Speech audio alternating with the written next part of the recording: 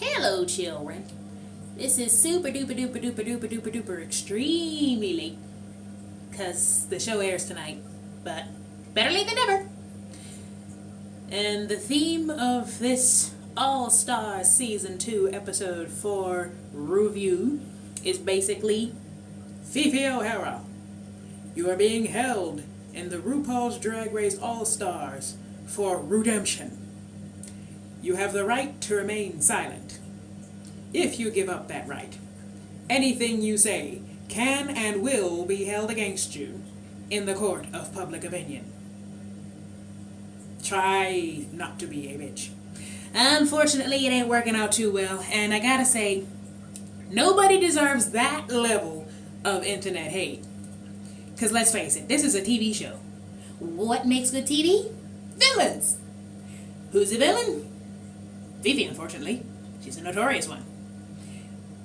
According to the people she's worked with, she's a lovely person in public. According to some people that she's met who she hasn't actually worked with, she's a lovely person. But when she opened her mouth on the TV, she's not a lovely person. But remember, people, this the TV. It's not real. Yes, I know Roxy said once you've said it, you said it. So they can edit it however they want. As long as the words that come out of your mouth, you said it. But yeah, they've chosen Fifi to be the villain again. Because she says the bitchiest things and doesn't seem to realize it. But try not to hate on us so much this time. I mean, damn, death threats? Shit. But anyway, let's get back to the show. As they're walking into the workroom, they're discussing the eliminations as they do. And they're kind of getting on Melissa's case a little bit. She's trying to plead her case a little bit. Because, as I said, I agreed with her. There was that deal about previous shows don't matter and you just go by what the judges say. But in that show, nothing was really bad enough for, duh. And let's not forget, they were assigned those roles. They were assigned their lines. She just got the bad pick. So, anyway, Fifi throughout this entire show kept going, oh, Alyssa flipped the script, Alyssa flipped the script, Alyssa flipped the script. I think some of that was editing. Just like with when Alaska said she didn't intend for all her highs to be in the show. She just said it a whole lot of times so that they'd pick one or two. Essentially, they're just putting everything Fifi said in the show because they need a villain, and she's perfect for it. Sorry. But yeah, it's an acting challenge in pairs, and we had Velma and Wheezy with Katya and Detox.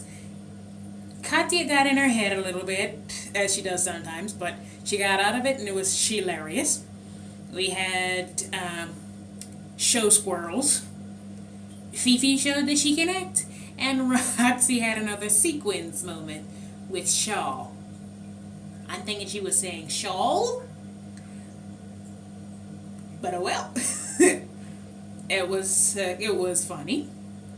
And we had what happened to baby JJ with Alaska and Alyssa. Alyssa never said she could act.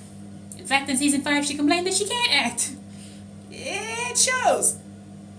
She's funny, but not when she tries to be. Not in a good way. It's accidental. It's part of her charm, but do I? So yeah, the runway was the flip it look type of thing, circa Violet Chachki season 7, where one outfit turns into two. It's not really a reveal, which some of them actually went for, but there is that. And we see the return of Lil Pound Cake with Alaska.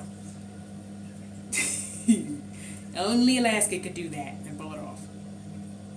And they do the whole critiques and whatnot. And Katya, Roxy, and Lissa end up in the bottom. Because, yeah, their acting wasn't the best. None of it. Well, Katya got her head out of her ass and did her comedy shtick like only Katya can. Now here's the thing. Last week there were only 2 queens, and a lot of people have brought this one up. Last week there's only 2 queens after 3-3-3. Why now you go back to 3? Why not just stick with 2?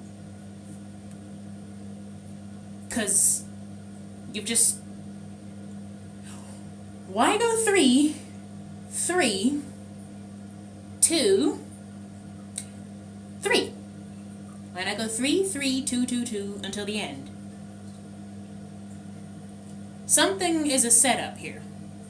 And it's kind of clear. Otherwise you wouldn't have done it. You wouldn't have done it like that.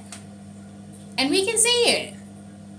Keep this up and people will stop watching the shows. Obvious inconsistencies are not good. Okay? Just saying. I'm just saying. Because, yeah, from seeing that we can see obvious set up. But anyway, Katya, Alyssa, and Roxy in the bottom. And the top 2 were Alaska and Fifi. Now, Alaska wins the lip sync, and I'm kind of glad she did. For the simple fact that,